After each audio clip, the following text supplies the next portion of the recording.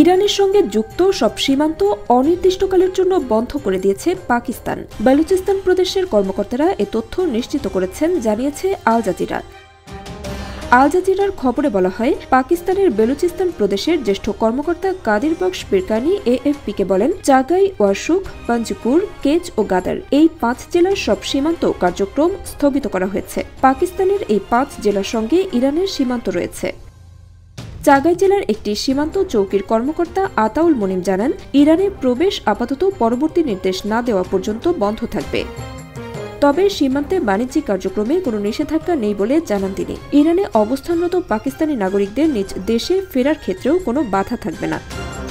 আতাউল মনিম আরও বলেন, আজ প্রায় 200 পাকিস্তানি শিক্ষার্থী ফেরার কথা রয়েছে।